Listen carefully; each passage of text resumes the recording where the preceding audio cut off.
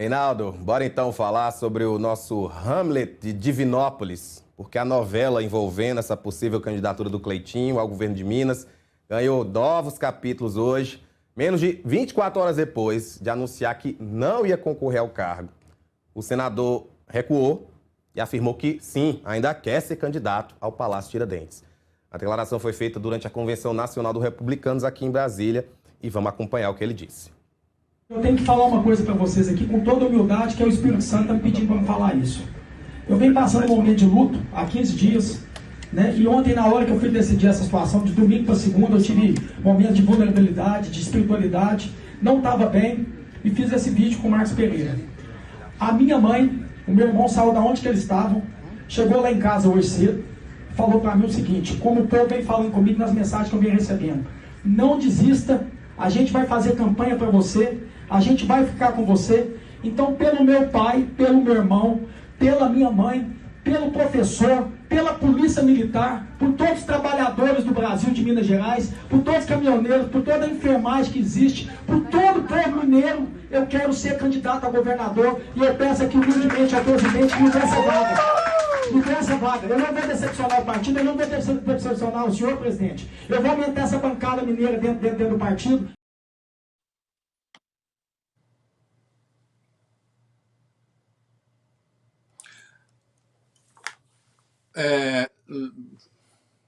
Veja, ontem teve uma choradeira danada, né, dele, fez o presidente do partido pagar um mico, porque pagar um mico.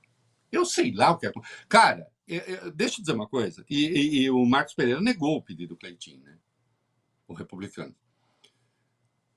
Eu não vou aqui falar assim, o Cleitinho não está sofrendo, tem alguma coisa. Eu não sei, as pessoas vivem o luto da maneira, né? Nem sempre as pessoas vivem o luto da melhor maneira, mas a hesitação dele já era anterior. E aí fica esse negócio patético. Eu não sei como é que a população mineira está se sentindo com esse vai e volta. Eu sei, assim, aí sim, aí eu vou agora, independentemente de luto, do que quer que seja. A gente precisaria... É patético.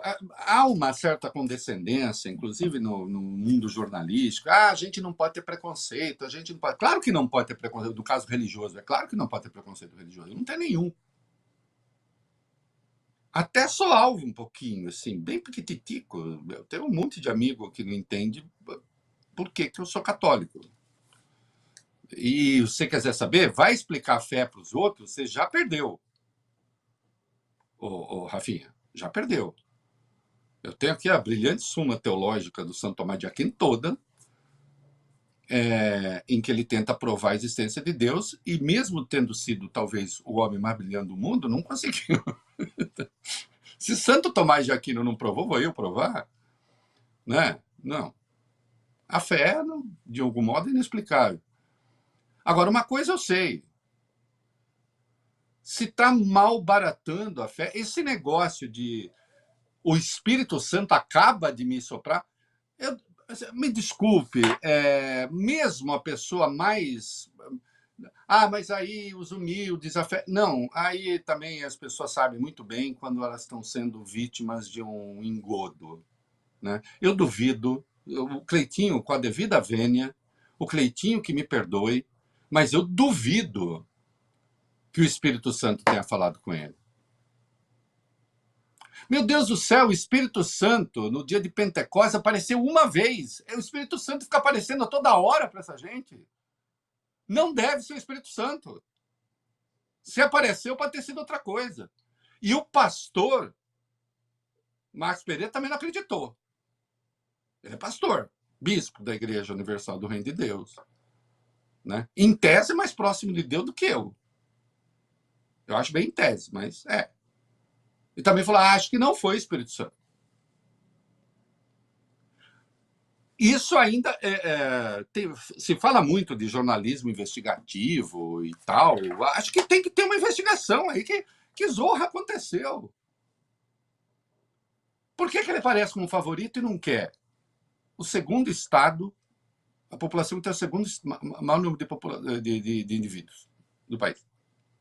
Tudo bem, tem uma dívida gigantesca que o glorioso Romeu Zema deixou lá. Né? Pegou com 104 bilhões e jogou com 180, depois de 7 anos. Né? Ah, não, mas tem o trauma do meu irmão. Não, mas já antes ele não comparecia, não definia se ia ser candidato, não sei o quê. Né? A direita mineira está parecendo a gaiola dos loucos, porque agora virou uma confusão dos diabos.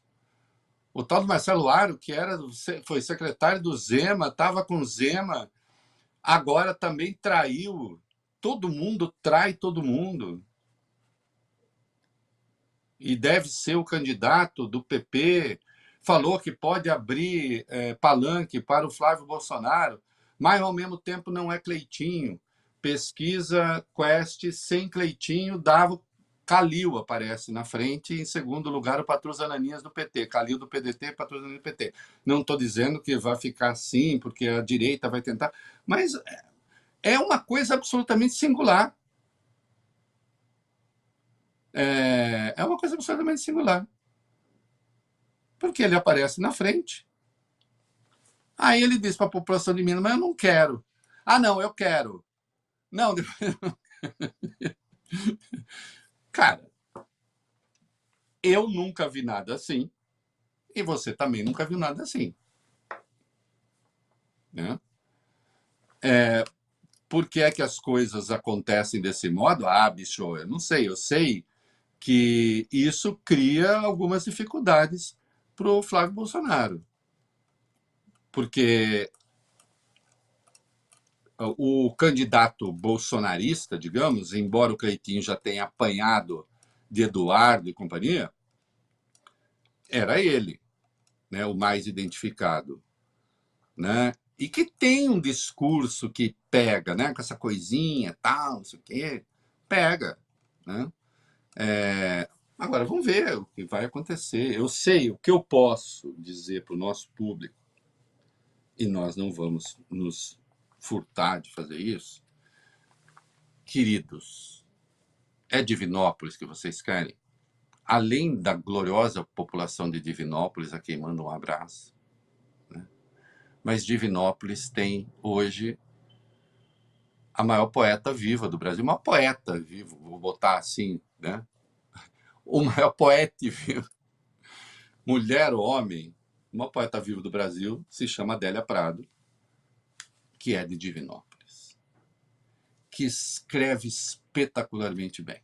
Tem poemas de uma lindeza e de uma grandeza que eu não consigo ler sem me emocionar.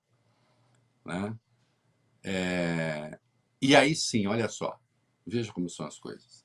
A Adélia é muito católica, não, porque é católica, outro não, estou só fazendo que ela é cristã, vai. A Adélia é muito católica.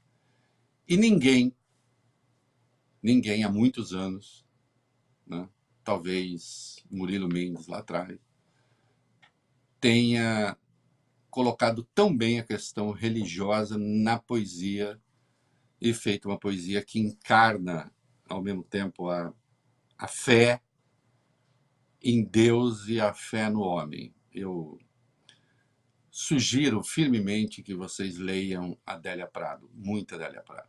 Né? Especialmente um dos primeiros livros dela, o primeiro livro dela, Bagagem, que é um grande livro, Coração Disparado e outros. Leiam Adélia Prado. Né?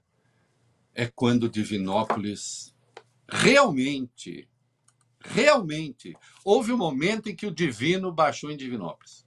Houve um momento que o Espírito Santo baixou em Divinópolis. Quando baixou em Adélia Prado. Ali sim.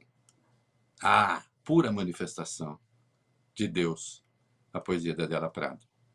Quem é Adélia Prado? Segundo Zema, não sei. Zema não sabia, inclusive, da existência de Adélia Prado, o que absolutamente não me surpreende.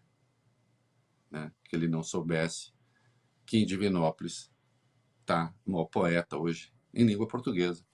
Incluo Portugal aí, né, e muitos portugueses me dão razão. Né? Então, é o recado que eu deixo sobre Divinópolis. Então, note que